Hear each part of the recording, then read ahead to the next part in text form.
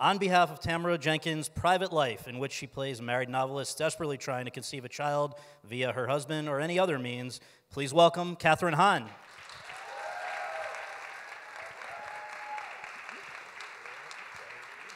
You too.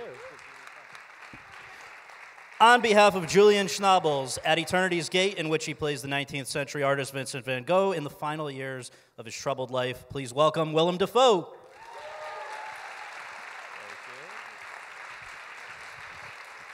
On behalf of Pavel Polakowski's Cold War, in which he plays a woman who has a roller coaster love affair with a man over 15 years following the end of World War II, please welcome Joanna Kulig.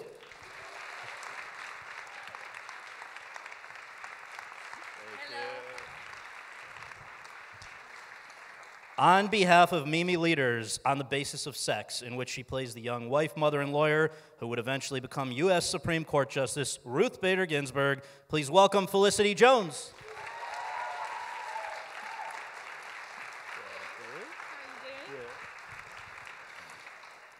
On behalf of Deborah Granick's Leave No Trace, in which she plays a girl raised off the grid by her father, who then begins to question everything she has ever known, please welcome Thomasin McKenzie.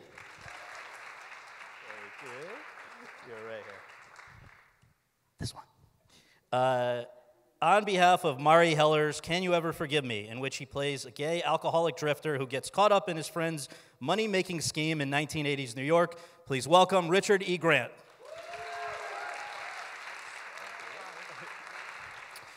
On behalf of Matthew Heinemann's A Private War, in which he plays a war correspondent who sacrifices a great deal on her quest to shine a light on war zones around the world, please welcome Rosamund Pike.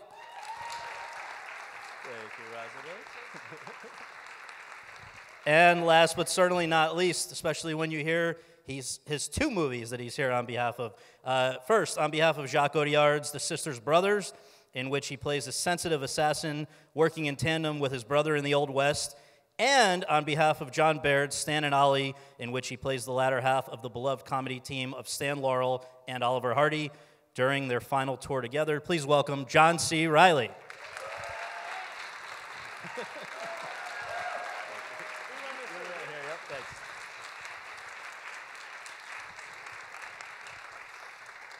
Thank you guys so much for being here. It's not often people get to see a group like this, and from what I've heard, it's not often enough that you get to kind of hang out in a setting like this, so and talk shop. So that's what we're going to do. And I guess just to begin with, I'd like to go around the horn and talk about how you came to be involved with these specific films. Kathryn, did you know Tamara Jenkins before this? No, I did not. Tamara has, this is her third film. Only she did Slums of Beverly Hills and then a movie called The Savages, which I was a great admirer of. This movie came to me with a lot of caveats around it. You know, I knew it was going to go through a lot of hands before it would even possibly, I would be considered seriously for it. So it came to me, it was called Private Life. I had no idea what the content would be. And I just, of course, fell madly in love with the specificity of this couple and this marriage. And I just wanted in so badly. And yeah, it was you know, I knew that the subject matter was somewhat about infertility in this couple.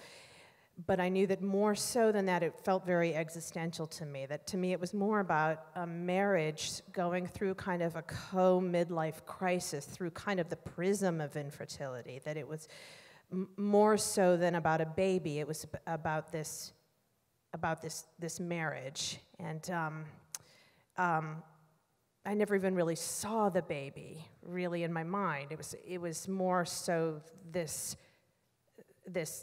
couple. You and, we should say Paul Giamatti. And so Paul great, Giamatti. Yeah. So yeah, it was myself and Paul Giamatti. And yeah, so that was, yeah, I wanted in so badly. So I flew myself to New York to meet Tamara in a restaurant and flew back on that same day. And we didn't even really talk about the the script over. We kind of split a bottle of rosé and some cheese and some meat. Wine was spilled for sure, and we kind of sniffed each other out, and I just kind of just hung around until I got it. Nice, nice. Basically. It's great. And Willem, you had previously worked with Julian Schnabel on Morale. It was a smaller part. I guess I'd love to know just how familiar you were with each other before you dived into this, and then also how he presented it to you, because he's adamant, and I get it, it's not a Van Gogh biopic, it's more a study of creativity, what it means to be an artist, but how was that set up front? Julian Schnabel, the director of At Eternity's Gate, a film where I played Vincent van Gogh. I've known him for years. He's a great painter. He's a friend. I've hung out with him in the studio. He's painted me. I knew him very well. And for many years, people have been asking him to do this movie, and he never really wanted to. And then he started warming to the idea, and when I heard he was thinking about it, I started talking to him. How beautiful, a painter making a movie about a painter. He has special information. And also as a filmmaker, I worked with him in a very small way as a friend. So he makes a movie like he paints. And I knew I would learn to paint he would teach me how to paint for the film. And it was a beautiful script, co-written by Louise Kugelberg and also Jean-Claude Carrière. Beautiful script. I knew we were going to shoot in the places that Van Gogh was. And previously, I had read Van Gogh's letters to his brother, which are beautiful. Van Gogh is normally the poster child for the tortured artist. He was an original thinker. Not only was he a painter ahead of his time, he's very inspirational when I read his letters. So there's many things in the mix there that attracted me. Nice. Joanna, 10 years ago, roughly, you were ready to quit doing this profession. And I think it was a conversation with Paweł Pawlikowski, who, again, directed Cold War, that changed that. Can you explain what's happened with you and him over the last 10 years? It's a wonderful situation for me because we met with Paweł 10 years ago, and Paweł was looking somebody for Ida, for the main character, and we met in Warsaw. I had such a huge crisis about acting, and I decided to quit this, but we met. And Paweł told, Johnny, you're so great, but you are too Slavic. I need more Jewish character to our Ida. Sorry. And I came back to Krakow. I said, okay, it was a great meeting. I decided to pack my stuff, like, no way, being an actress, I have to find a different profession for me. And 4 months later, Paweł wrote to me email and said, Joanna, you know, I will shoot The Woman the Fifth film in France. Would you like to play with Christine Scott Thomas and Ethan Hawke? I wrote part for you, Anna. I said, why not? And I did with him the first film. It was great cooperation. And in Ida, he wrote for me the small part too.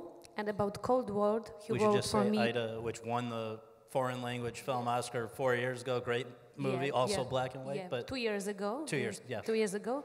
And Cold War, this is wonderful for me because he wrote the main character, and I never had part with dancing, singing, and acting at the same time. That's why I'm here, and I'm so happy. Yeah. Felicity, yeah. Felicity, from Daniel Day-Lewis's Abraham Lincoln to Michael Fassbender's Steve Jobs, it seems like the greatest Americans have to be played by the greatest Brits, and they've done a great job. So what was it that first attracted you to the part of Ruth Bader Ginsburg? Was she somebody that, you know, growing up outside of the country was even on the radar for you? Well, she's a global icon. She didn't like the way that the world was run, so she got really angry and she decided to change it. So it's the perfect story to be in the world at the moment. She's an absolute fighter. She never gives up. She continually had doors slammed in her face. And that made her stronger, and it made her want to make the world a much better place. And so Mimi reached out to you and said, we're going to do this? Or what was the kernel of it actually coming together? It was meeting up, spending time together. We both identified with this extraordinary woman, with her, with the feeling that the world was slightly against her, that it was going to be difficult, but we wanted to bring show the human side of Ruth Bader Ginsburg's story, and show just what a phenomenal woman she is. Very timely, absolutely. Thomasin, your accent in Leave No Trace is so good that people are going to be very surprised in a second when you open your mouth to find out that you are not from the, middle of the country, actually from New Zealand. You've been in some major movies before, including The Hobbit and things that people have seen, but how did you end up hearing from Deborah Granick, who, like Tamara Jenkins, it's been a few years. Tamara, it's been 11 years since her last movie. Deborah Granick, 8 years since Winter's Bone, and on which she made a discovery of a promising actress named Jennifer Lawrence. So to be the first leading lady of hers after that, just how did it all come together? Yeah, I got sent the script. I got an opportunity to do an audition for it. So I was in New Zealand at the time, so I did a self-tape and sent it over. I also sent over a video that I'd filmed with a GoPro of the native New Zealand bush. So I just went on a run on a track right by my house with my dog following behind me and was holding the GoPro in my mouth. And was just running through the bush, and it was a weird self-portrait, not of myself, but of just what was around me and the environment that I loved, which was the environment that was really present in the film and Leave No Trace. So yeah, I did the audition, I got a recall, I got to Skype with Deborah, and 6 months later, I think, I Skyped with her again, thinking it was just a catch-up, a hello, to see if I still looked right, if I still looked the character. I thought she'd be Skyping a bunch of other young actresses. And then she was saying things like, oh, when you're here, when we start filming, we're going to need to get you some jackets and stuff. And I was like, what is going on? This is so weird. Have I got the part? Right. The next day I found out I had the role. That's great. Richard, 31 years ago, you made your big screen debut as a drunk in the indie classic With Nail and I. And yes, 31 years later, they've got you drinking again in Can You Ever Forgive Me? And the most ironic thing is, I mean, correct me if this is wrong, but I read a few places, you can't keep down a drink, right? In real life, you don't drink at all. Is that right? No, thank you very much. I found out when I was 16 years old that I am allergic to alcohol, so I can't hold anything down. But I'm so touched that you, at 18, are still, I feel at 62 as thrilled as you have just expressed about getting a self-tape and somebody going, we really want you. Such a surprise. No, what happened to me on this, Can You Ever Forgive Me, is that Marielle Heller, I got a call from my agent in November 2 years ago in which she said, you have 24 hours to read this script and make a decision. And I said, what the fuck, is this Mission Impossible? And she said, no. I said, well, who's dropped dead, who's dropped out? Because I'm very paranoid. And she said, that's not the right question to be asking. Leave that behind. And I said, who's the director? And she said, Marielle Heller. So I knew Diary of a Teenage Girl. Who's playing Lee Israel? Melissa McCarthy. I said, count me in. So that's how I got to be here. Yeah, that's great. Rosamund, what led you to trust and agree to star in the first narrative film directed by Matthew Heineman? He's somebody who's tremendously talented. We've seen over the years at documentaries last few years. Cartel Land was nominated for an Oscar. He also did City of Ghosts. Very talented documentary filmmaker, but he'd literally never set foot on a movie set until it was his own. So that took a leap of faith on your part, I think. I think it took more of a leap of faith on the producer's part. When I heard that there was a film being made about Marie Colvin, she was an amazing woman. Someone who you'd sort of fall in love with if you see a piece of footage about her. And I heard the film was being made, but I thought, oh, I know what this is going to be. It'll be some, you know, great sort of tale of adventure of the fearless war correspondent. And I think the thing about Marie is that she wasn't fearless. I think she had tremendous fear and went anyway. And I think that's what real courage is. And she was also someone whose home life was very chaotic. And what can happen when someone sort of feels at odds with the demands of daily life is they can go to a very chaotic situation like the war zone, and feel that somehow everything lines up and they feel relatively calm. You know, and I think that's a very interesting sort of psychology. And I knew as soon as Matt was brought on to direct that the same unflinching gaze that with which he penetrates the subjects of his documentaries, he would do that with Marie, and that was very exciting to me. And then the challenge was to give a sort of embodiment of her that he could watch and go with as if he was making a documentary. So, that was when it got tough, realizing that. John, you and your wife, a producer in this business, have been working for a very long time to bring the Sisters Brothers to the screen. I want to ask you about that process, and then also Stan and Ollie, which obviously, you know, you enter at a different point in the process. Just if you can take us through both. Well, first of all, the first Academy Awards were in this room. Yeah. If you didn't know that, yeah, that's pretty cool. In 1742. This is also the first hotel I ever stayed at when I came to Los Angeles from Chicago. I remember thinking, what is the Church of Scientology? That's what I learned from that trip. So 7 years ago, over 7 years ago, I've since found out, by the way, over 7 years ago, my wife and I were working on an independent film together that she was producing and I was in, called Terry, that was written by Patrick DeWitt, this great author, and we asked him, do you have any other writing? And he gave us this manuscript for the Sisters Brothers before it was even published.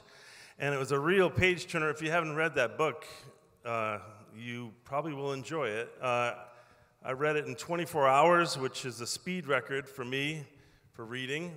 And then, we put it together in this very unconventional way. Normally, when people get the rights to something, the first thing they do is go and look for a bunch of money, and then they get a director, and then they get this, and we decided, no, we want this film to have a filmmaker first, and then we'll find the money, and then we'll find the rest. But we wanted to have a singular voice and a vision.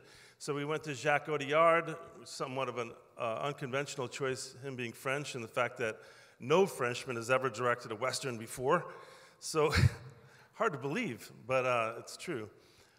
So anyway, yeah, so here we are. There are many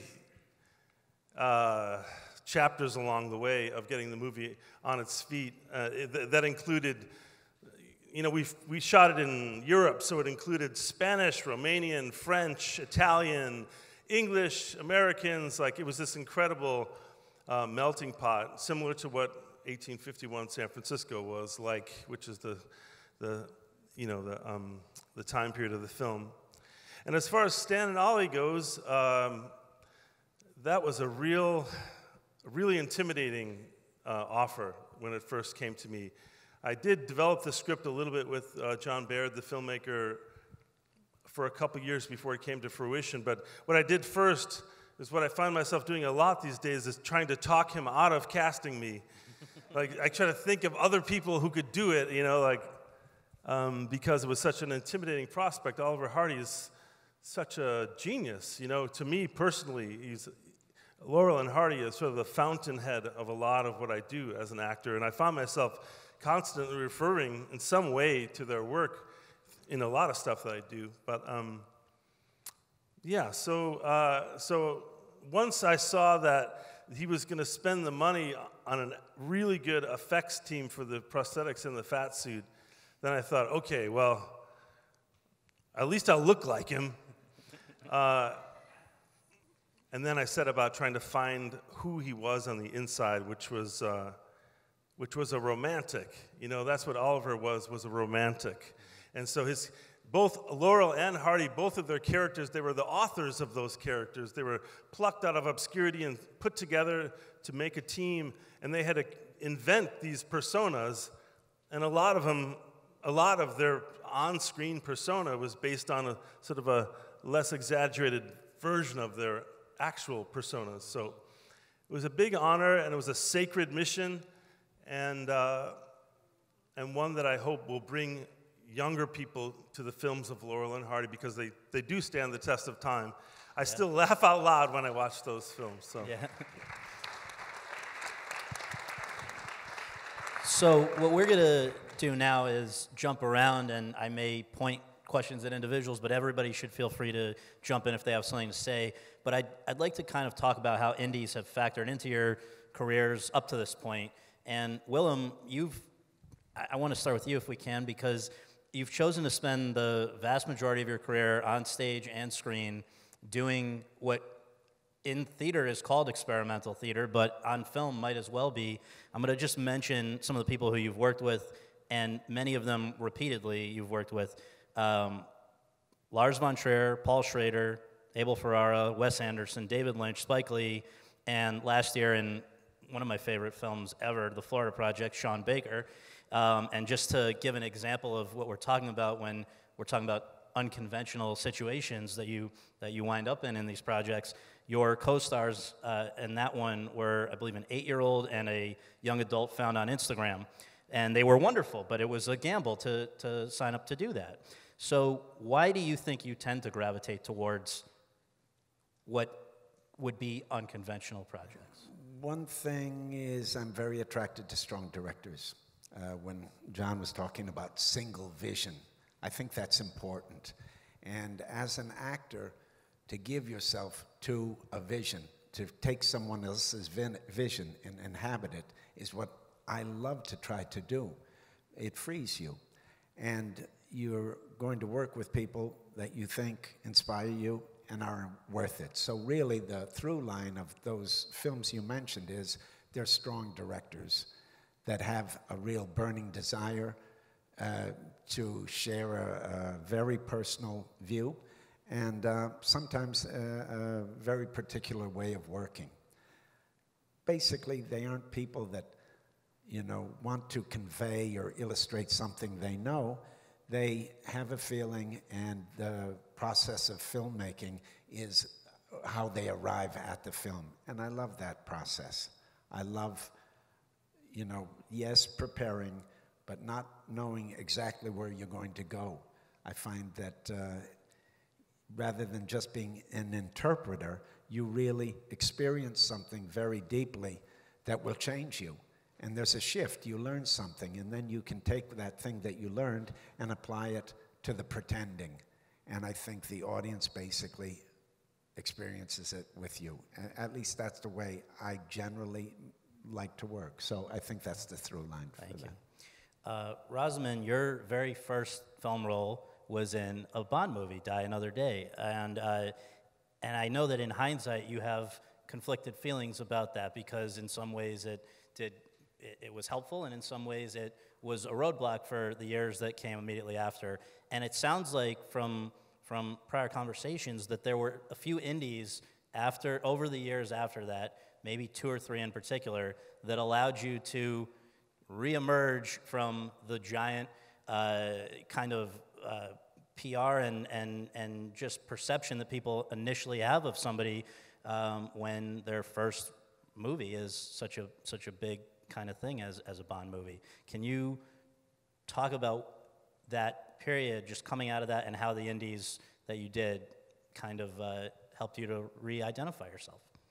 Can I talk about something that Willem just said first? Sure.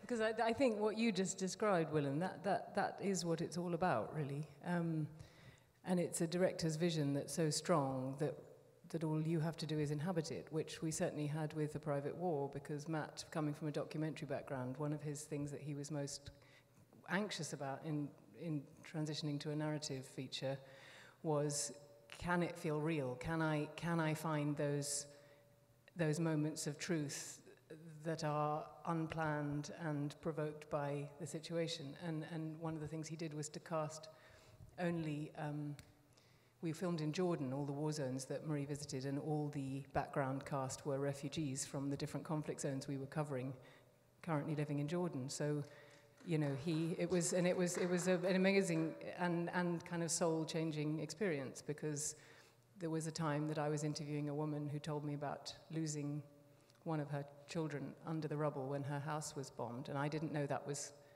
coming out of me, and she just looked at me and she said, "I just don't want this to be words in your paper. I want the world to know this story." And I thought, my God, she doesn't know I'm not a journalist. You know, this has gone completely, this has completely blurred the line between fiction and reality, and then you're inhabited.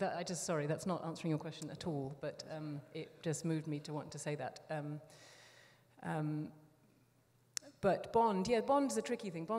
You're very fortunate in your these films that you've done, because Bond is a wonderful franchise, but you get an awful lot of exposure and very little respect when you start out, and that's a tough place to be, really, because I wasn't anything like Miranda Frost at that point, but everybody thought that's your cast because that's who you are, and I was, in fact, a very nervous person just out of university, you know, ill-equipped for the kind of glamour, but suddenly, you know, there's a face painted on, there's the whole thing. You know, I think, my God, it takes 2 hours to kind of make me look like this. Why does anyone need 2 hours before anyone can put a camera on them? And, you know, it's crushing. 2 hours. As Oliver Hardy, I needed 2 hours, but... It's sort of, so that's a kind of, it's kind of crushing when you're 21 and you think, my God. But then, yes, then I suppose indies like, well, Barney's version. I did a film with Paul Giamatti, who Catherine's done her film with, that was the first time really that I got a role that I thought, this is completely liberating, or an education. You aged 30 years as a character. That's not every... Yes, well, I aged 30 years in the Bond film. Everyone thought I was about 30, and I was only 21. So it was actually a relief to legitimately age, and by choice. Right. And also, I think you talked about an education being an opportunity to show that you're not this icy person. You can be very funny as well. That was an important one along the way, right? Yeah, thanks for mentioning that. That was it's so indelible, the image of a Bond film, that people do assume, in a way that they don't with any other film, that that's what you're like. And I realized very quickly there's nothing I could do about it. So then when an education came around, and it wasn't a very big part, but I thought, I think I could do something funny with this. And I remember my agent saying, you really haven't got many lines. And I was like, no, but I think they're good ones. I don't know if anyone's seen it, but it's a lovely film, which obviously Carey Mulligan was just sublime in it. And we were great friends, and it was a lovely thing to do that. Yeah. That's the kind of freedom, that's the freedom we're all searching for, really. Right. John, you started out in the early years of your career working quite a bit with Paul Thomas Anderson, 3 films, including his first. A number of other people who I think consider, kings of the art house, the best of the best from, and indies, they can present some interesting challenges of their own. Can you talk about somebody who you worked with on his first film, I think, in 20 years, Terrence Malick on The Thin Red Line, just to give another sense of something that can happen on an indie? Yeah, as you were listing off all the directors that Willem has worked with, I thought, I haven't worked with any of those guys. And I've done 80 movies or something at this point. I got to get to work. Yeah, and your story just reminded me of this little fall from grace that I had when we were premiering Boogie Nights across the street at the Man's Chinese. I only mentioned it because it's the truth. I wasn't trying to get applause. So there's this famous actor who I won't say who it was, but I saw him on the press line outside as we're all having our picture taken on the red carpet. I was like, wow. And he wasn't in the movie or anything. I was like, so cool that guy came. Like, he must, I don't know, because no one really even knew who Paul was at that point. And we went inside the theater. I went to go sit down in my seat, and I saw this famous actor go out the fire escape door before the movie started. I was like, People come to these things just to have their picture taken? Doesn't he want to see the movie? Yeah, so welcome to Hollywood, kid. No. So Terry Malick, yeah. Well, Terry Malick was an AFI alum, right? Or no, what do you call it? That other place. No, he is. AFI. Yeah. He was in the first class of AFI. Yeah. Anyway, and before that, Terry, I think, was studying philosophy, which tells you a lot about Terry. Because when you're filming with him, I got the feeling like this guy's not really a filmmaker. He's more like a philosopher. He's someone who's just looking every day to find the truth, right? And so the truth could be in your leading actor, or the truth could be in the dew on a petal, on a flower. Or it could be in a bird flying by. You know, like, he really didn't care. And he didn't care what the script said. He's like, the script is that, but we're looking for the truth today, John. And I can't tell you, it was like a who's who of actors, that movie. There were so many younger actors, especially, who were just so psyched to be there with Terry Malick. 18 years since his last movie. I mean, I could take up the rest of your afternoon telling you Terry Malick stories. But one kind of recurring thing that kept happening was actors would you'd come to set, get your makeup on, your thing, your webbing, your military stuff, your gun, and okay, go wait in your trailer, and then the whole day would go by.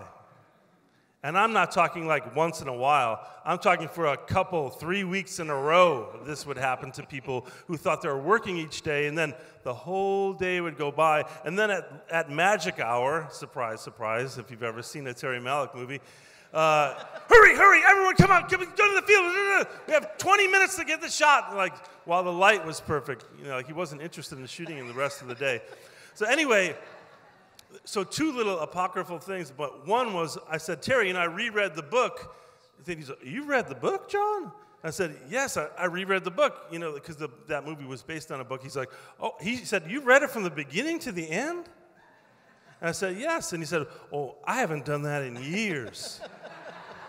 And I said, what do you mean? He's like, oh, I'll just open a book and read until I'm not interested anymore, and then I close it, and I open it to another place the next time I read. It was like, wow. That gives you a sense of like how Terry is seeing the world and where he's, what he's gravitating to. And so there's all kinds of famous stories about people being cut out of that movie. Adrian Brody had his part reduced by like 95%. He was the leading character of the movie. And he discovered at a press screening that he was in a tiny part of the movie after thinking he was the lead character of the movie. But Terry called me beforehand and said, John, I just wanted you to know that some of your scenes are no longer in the picture. You see, John, when I was editing, some parts of the picture were like ice flows that separated from the main. And I thought, fair enough. At least I got that warning. Anyway, like I said, join me for my dissertation on Terry Malick in this room 10 years from now. Catherine, you'd been such a great scene stealer in so many movies prior to 2013, Afternoon Delight, this movie directed by Jill Soloway. I think that was a turning point, though, right? Because rather than kind of coming in out of the bullpen, so to speak, and just killing in everything you did, now somebody was giving you a chance to show that you could be the starter and go the whole way. So I guess I just wonder why you've talked about that as a key turning point. What was the difference before and after? Well, first, a quick sidebar. It's so crazy to stare across at you, John, and think of us doing those bathroom scenes in Step Brothers and just cutting. Just like cut to, just us on this panel is kind of amazing. Anyway, just a sidebar. Anyway, also another sidebar. I can't believe it.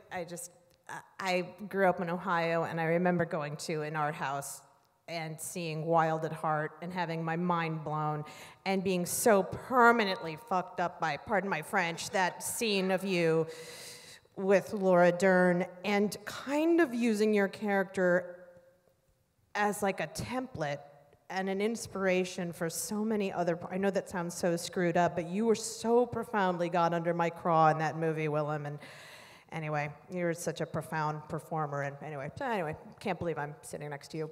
So anyway, template.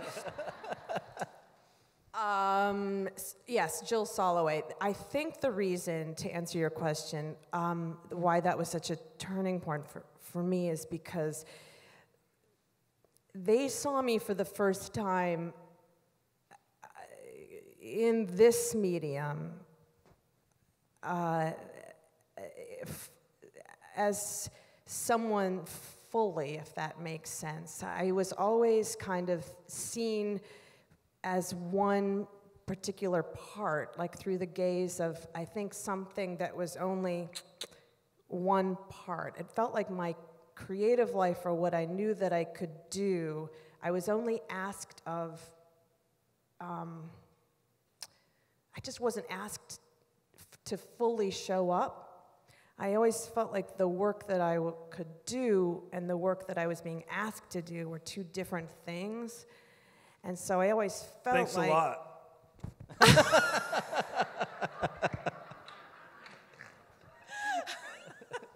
I just want to kind of do this right now. You got to see Step Brothers. Is that okay, you guys? You mean having sex in a steakhouse bathroom wasn't what you were meant to do? Like, that wasn't everything you could do? Didn't fully itch the whole scratch. No, that was everything for me, John. I apologize. But like Afternoon Delight was a not super low budget movie, but you are the person. It was shot in 3 weeks in Silver Lake. They used my minivan because, you know, it's the best. That was like the dream, you know. That was like the stuff that you were like, it was every single thing. It was like three of us in it. It was all of it. You know, it was like it was like the Florida project. It was like those dreams where you like ache to get back to work. You can't. The rubber band was so taut between. It's that feeling that I had been waiting my whole life for, that I went to drama school for, that I had gone to work to dutifully stand on a mark, that I was like, all the stuff that you're trying to be the good performer, that you just go home and you're like, I mean, I guess I'm not sad, you know, whatever. The McKay stuff felt the first time the most anarchic, so that felt like the closest. Mm-hmm. But it didn't. But everything else didn't feel like when you're feeling like, oh, holy, like when it feels sacred, where you feel like, oh my God, I am being asked to be there, all of it. Like, I can't wait to get back in the bubble. So even from a relatively, very low budget, not widely released, not hugely high-profile movie. 12 people saw it, and you were one of them, and I greatly appreciate it. Well, from that, though, came the last 5 years, you packed quite a bit in there, and quite a bit with Jill Soloway. Transparent, I Love You, Dick, as it's called. Not I Love You, Dick. Yes. But it was called I Love Dick. Yeah. Well, right, sorry. But anyway, it's amazing that a lot of great careers have come from these little movies where somebody was given a chance. And to that point, Felicity, can you share how, like Crazy, this great movie from 2011 that was made in a very unconventional way, you end up winning a special prize at the Sundance Film Festival for your performance. It really was, it's one of my favorite movies ever, and I wonder if you can share how that movie just even came to be and what the lessons were from it that you know, if you go on to large-scale movies, you can still apply. Well, I think it's exactly what John and Catherine are saying. You're not making those movies for the money or for the fame. You're making them because you're searching for the truth. And that is the only reason that you're there. And like crazy, that was what we were doing every day. And that's why we all love making independent films. That's the only objective, is to get closer to the truth. Totally improvised, right? With some lanes to stay in, right? Yeah, I think it's the idea that, you know, there's no formula. Throw out the rule book. That's the idea. You've got to just keep going, even if, you know, the clock's ticking and everyone's kind of getting bored, everyone wants to go home. But you've got to stick in there, and you've just got to, you know, it's, as you said, you've got to be anarchic. You've got to fight to make something feel like, oh, actually we're doing something that actually matters here and is important. And moving forward from that, a key takeaway is that you really better make sure that you are on the same wavelength as your director. I mean, in that one, you guys and your co-star, the great Anton Yelchin, you guys were, I mean, I think living together generally, and just like, it wouldn't have worked if you weren't really tapped in, right?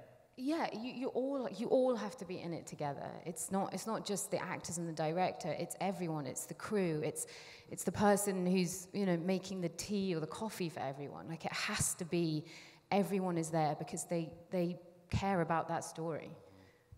So I guess just out of curiosity, before we go on to the next section here, if you know what your movies, how many days you shot on the 2018 movie that we're here talking about, I think it would be helpful for people to understand the scale. So the number of days, if you happen to know the budget and you can share it, just to give us a sense of the scale that we're talking about. Maybe we can start on your end, Catherine. Come around. If you don't know, you don't know. It's fine. Private Life, I don't know the budget, but I know it was low, and it was 30 days for Private Life. Mm-hmm. Willem, do you happen to remember? What At Eternity's Gate? Just, yeah. You know, I don't know what the budget was. It was a comfortable but not fat schedule. Yeah, yeah. We shooting in France, French hours. They really limit how long you can work. 7-hour days. Right. Joanna? Our budget was something around $5 million, and the days 55, 60 days. But in Europe, of course, this is different kind of system. Like the National Film Institute, they finance, they help, and the art is the most important. That's why it's easier to build very artistical films in Europe, I think. Yeah. And Felicity, do you recall? We had a reasonable budget, not too much, that we could be too lazy. We had to make it in, I think it was about 8 weeks. Yep. Thompson? I think, I'm not exactly sure of how many days, but it was about 6 or so weeks maybe, and I think the budget was around 4 million. Yeah, so not a massive budget. No. I mean, 4 million, that sounds like a lot to me. I mean, but in the grand scheme of things, yeah. Richard? Can you forgive me shot for 28 days? I worked 16 of them, and Melissa McCarthy got all the money and bought 12 houses. Rosamund? I don't know what the budget was, but I know it nearly fell apart many, many times. And, you know, Matt Heineman put his own money on the line on one of those days when he was like, what do you mean we have to stop shooting? So he paid overtime. I definitely put money on the line for ADR because those things matter. And I think we shot it in about 38 days, maybe. Wow. Yep. Yeah. This is such a trick question for actors. It's one of the things we're not supposed to know. Like, and I produced The Sisters Brothers. I really should know. I think that one was about $35 million, but I want to point out there's been a number of stories about Annapurna and their various financial issues. Right now, they only paid for a third of that movie or something. So don't blame the Sisters Brothers on the demise of Annapurna, for the demise of Annapurna. So about $35 million, but that was cobbled together through all these different entities, French money and Romanian money and Spanish money and, some American money. We shot for about 4 months. Mm-hmm. I was away for 11 months in Europe making movies last year. So I can't keep track of quite what I was doing when.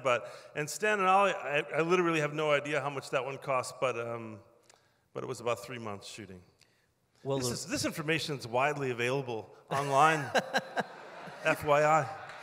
It's helpful to set the context of what I want to ask next, because I mean, I guess the money, as was stated, is often, it's not going to actors' salaries necessarily on these scale projects, but there is maybe more time and less pressure to develop relationships with co-stars and dynamics with directors and things, right, than when you have a giant machinery that is ticking away at I think the opposite is true, actually. The opposite is true, because when you're on those giant, huge budget movies, they're like, okay, John, you're not working for 10 days, go back to the hotel. And they're just paying for you to be there, so you end up having all this downtime with other actors. Independent films, I mean, it's a race to the finish, It's like every dollar is being watched, and that's my experience. No, anyway. I understand what you're saying, but I want to ask if, just to use an example, like Thomasin, you and Ben Foster, who plays your dad in the movie, it sounds like you did a lot of work apart from when the cameras were rolling with each other to develop the idea that, seemed like father-daughter, but also people that could make it off the grid and sustain yourselves.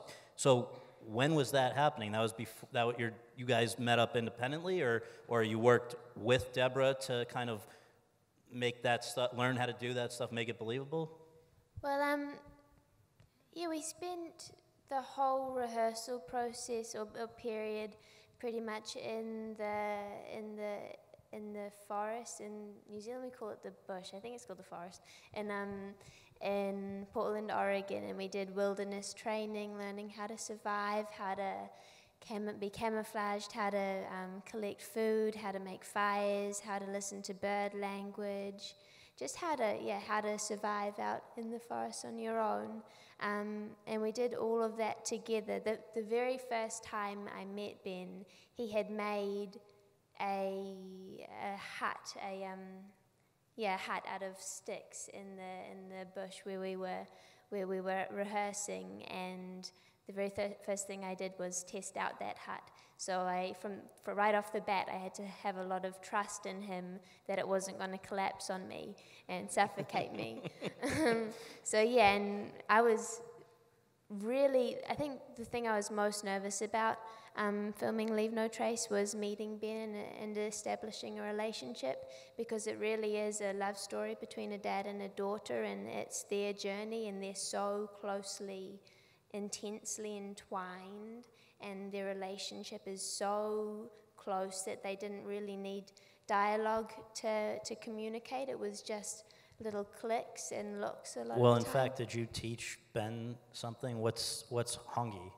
Hongi is the indigenous people of New Zealand, the Māori. They've got a greeting called a hongi, where you touch noses and foreheads and you share each other's breath. So we did that a couple times just to be comfortable in each other's space and to not be embarrassed to touch each other, like I wouldn't be embarrassed to hug or touch my dad. Yeah. Joanna, you first kind of came to prominence in Poland through a talent contest where you sang, and very well, but the singing and dancing that you had to do in this movie is very different, 1950s kind of Polish folk, and you also had to convey a similar, another kind of intimacy with your co-star, and that the idea that we would believe that you have 15 years of history with each other.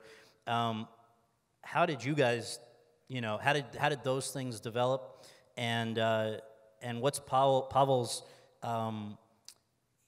philosophy? Does he move quickly or not? Oh, no, really. The process was long but great at the same time.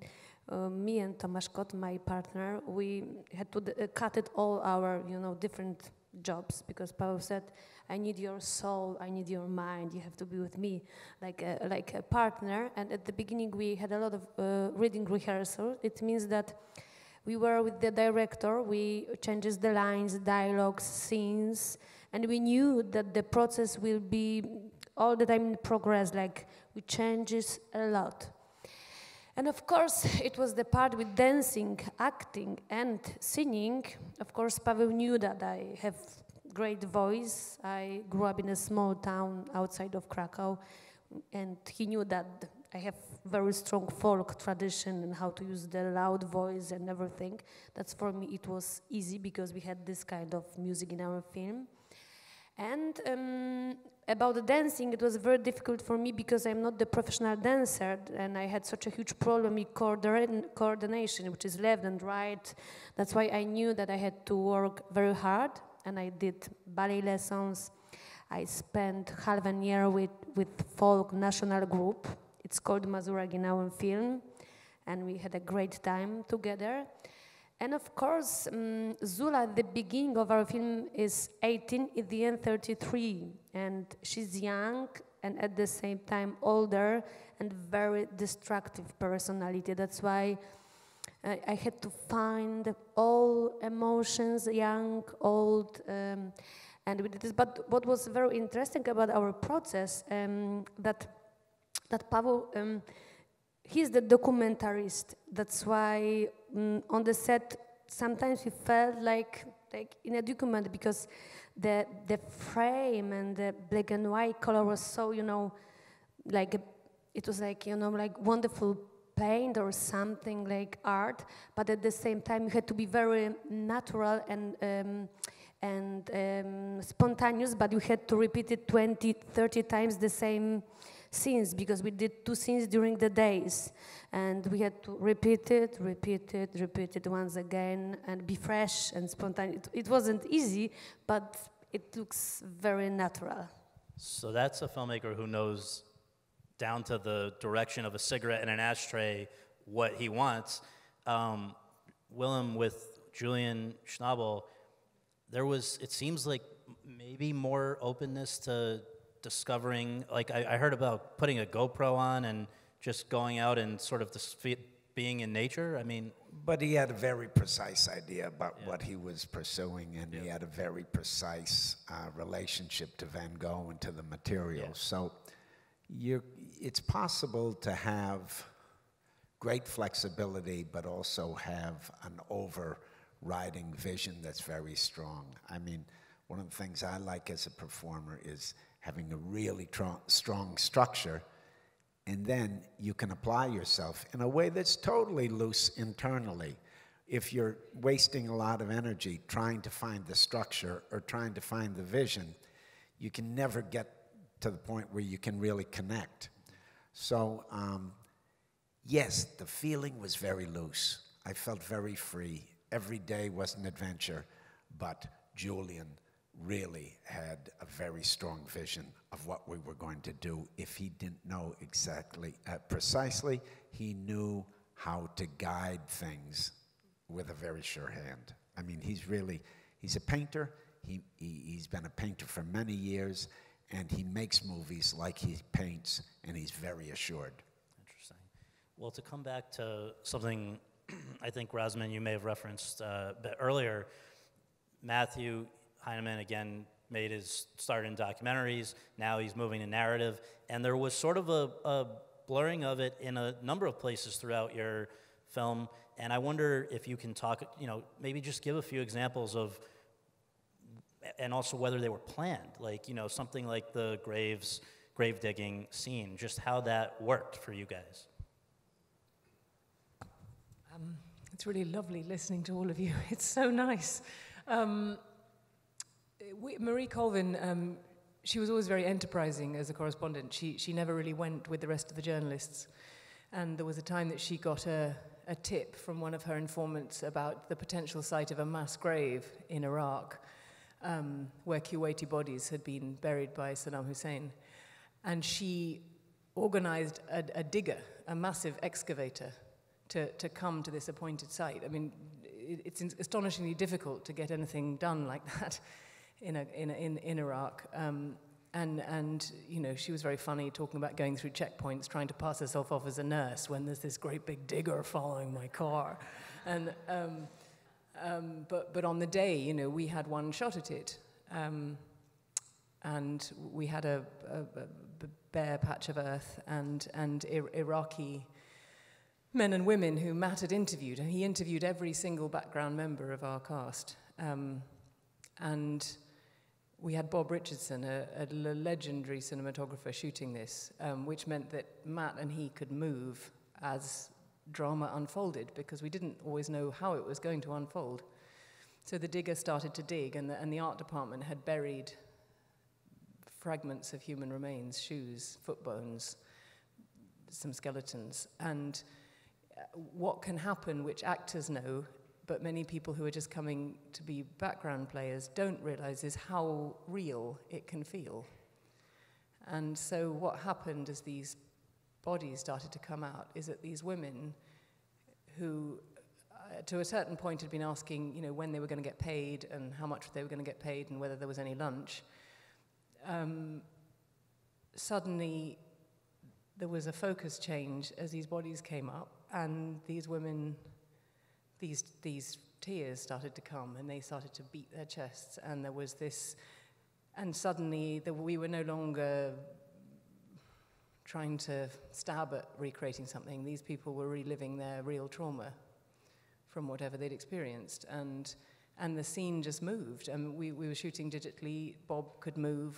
The whole thing, we never stopped. It just, and the light was falling, and then men started moving bodies, carrying them, putting them in coffins, doing a prayer for the dead. It was I don't think there was a cut. I think it just all evolved, and we had 2 cameras, and the scene, or whatever it was, I don't know if it was a scene at that point. It was a happening that felt real, and it just happened, and the light fell, and that was the end. But that sort of thing happened. You know, it happened a lot, but it was tough, because as an actor, you also don't know where to put your feelings. And I guess that's very similar to what a correspondent must feel. You're exposed to all this grief.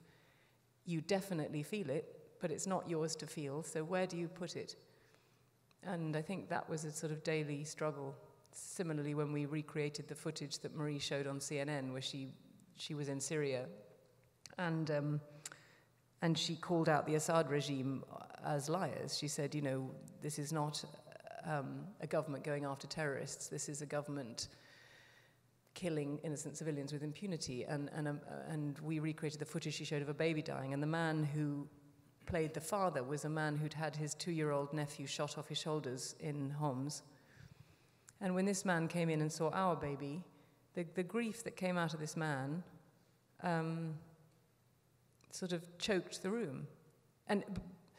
But it's not a sort of, I'm going to make this film sound very, very gloomy indeed, but it had a kind of deeply human power that made you care, which I think is what Marie had. She had this huge capacity for empathy, and the only thing she worried about was whether anyone would care when the story reached them. And I think that's what we feel, having made the film, is will anyone care when they see the film? And I think because of the way Matt's filmed it, you will, because there's not so many opportunities to dive into people's realities in that way, people who aren't actors.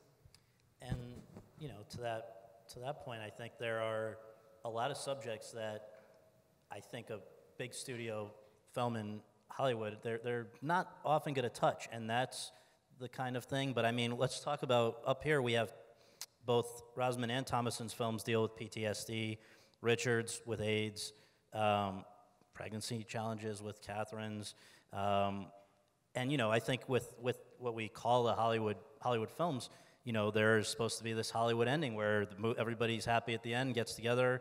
That is without, I'm not, in case people haven't seen them, we're not going to identify who's that applies to with some of these, but you can, maybe that's important to see once in a while, that, you know, just that it's a little taste of reality. But another thing that I think, unfortunately, is true of indie films, but not really of Hollywood yet, there are 4 of you up here who are in films directed by women. representing films directed by women, Tamara Jenkins, Mimi Leder, Mariella Heller, and Deborah Granick. I don't think there's been a year in which 4 feature films in Hollywood have been directed by Hollywood studio films. So anyway, I guess I wonder, can you take something from these experiences when you go to a large-scale movie? You know, Felicity, a few years ago, you signed up to do Rogue One, the Star Wars film, and one of the best ones of those. But I wonder, how do you compare the experience? It must be jarring to suddenly, not that you hadn't done, you know, I think, you know, movies of scale before, but that's a different ballgame with Star Wars. And I just wonder, is it harder to kind of craft a performance and do the things that you like to do on an indie when you're part of such a big machine? I feel you take everything that you do in independent cinema and you take that wherever you go. That's your foundation. And working with someone such as Mimi Leder, who is an exquisite director, who it was an extraordinary experience working on her set because she doesn't bully anyone, and she produces films of such skill, but she does it in a way that is totally collaborative, totally with kindness, and I think that is the example that I always want to follow, that you can make great cinema, but you don't have to do it in a way where you are using your power or putting down other people. Yeah. And Rosamund, having talked about that early 007 experience, then you had this run of amazing indies, and you then get an offer from David Fincher, who probably works as independently within the studio system as anybody can, to do Gone Girl. And I guess I just wonder, having been through, yeah.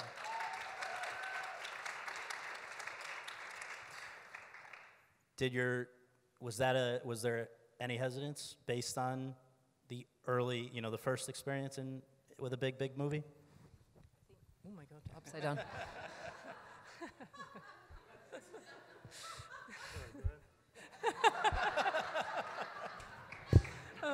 I think you hit the nail on the head. I think David does work as independently as it gets. He retains complete control over the marketing, for instance. You know, I mean, it was a big fight for if you haven't seen the film, I apologize, but because I'm going to spoil it. But it was a big fight for him not to reveal the twist. You know, and Fox were trying to put out adverts or trailers that showed that I wasn't dead. So big, but you know, he works as independent, and he puts all the money. You know, it was a fairly substantial budget, but David has a tiny crew comparatively, and all the money goes on time. We shot for 106 days on that film, and it's all about, you know. So the scene of the murder of Desi, for instance, was sort of 2.5 days of just that scene, because that's all he cares about is time. I mean, you know, obviously the number of takes he does is infamous, but that's where the money goes. It's a small crew, and I think he has got totally independent spirit, but he requires money. Yeah. He doesn't want to make something on a low budget. No. I guess a thing that happens when you're maybe start out in indies, but then go back and forth a bit, is that inevitably you're going to become a little more famous and recognized by the public. And John, I want to ask you about navigating that, because it seems like one of the things that allows a great actor to be a great actor, I would think, I'm not an actor at all, I'm certainly not a great actor, is going out and observing people's behavior and channeling that into your own work and your own, you know, how else are you supposed to know how people behave? When that suddenly becomes harder because people are no longer behaving naturally around you, does that make your job as an actor harder? Well, if I'm honest, I was just bemoaning this the other day to myself, walking around Central Park in New York. I thought, wow, I spend an awful lot of time looking at the sidewalk these days. And that's a real shame because I used to be someone who would make eye contact with every single person that I met as I walked down the street. And that can be very time-consuming when you're out there a lot and people recognize you. So I tend to avoid engagement somewhat now, but there's always places you can go where that's the case. You know, like in some countries, I'm totally anonymous, I'm glad to say. I want to just double back on this one thing about independent film. Like, to me, an independent film is any film where the director gets to do exactly what they want. I mean, right? So, you know, this idea that, you know, because the budget is small on a film, that makes it independent. Well, I've worked on small budget films where those poor directors are being bashed around by producers left and right. And I've worked on $100 million movies that that guy's doing exactly what he wants every day. But to go back to your question about anonymity, for me, the secret has been limit the amount of time and the amount of information that you give to the public. You know, if you see me in public on TV or whatever, like, it's because I'm trying to get you to go see a movie that I'm in. And if I'm not doing that, you don't see me. I hide out and spend time with my friends and family. And yeah, it's a tricky thing. It is a tricky thing because if you spend all of your time working back to back to back to back and you become this very famous person who's constantly doing press and all that, what you end up doing is reflecting a reflection of a reflection of a reflection of a reflection, like, instead of reflecting what you see every day. Like, I know what that guy's like. He was falling asleep on the couch 5 minutes ago. I know how that feels. Sorry, buddy. But, yeah, sorry. It was amazing. He put his head down like this. I was like, wow, this is going to be a tough one to get through. If he really falls asleep, maybe I should go put my coat on him or something. But, yeah, so I think the word no is very important for actors. You have to know when to say, no, it's not a good time for me to work right now. I need to recharge and remember what life is about and watch some documentaries and engage with some of the stories like Rosamund was just talking about. There's a lot of tragedy and a lot of real shit happening in the world. There's people dying and losing their homes about 40 minutes from here right now. It's good to remember, like, the real stakes of life, the real stakes, not just the fantasy world that we live in. So you have to say no when you know you need to regroup. Yeah. Well, on behalf of AFI Fest and the Hollywood Reporter, thank you all for coming, and especially thank you guys for taking the time to do this. Appreciate it.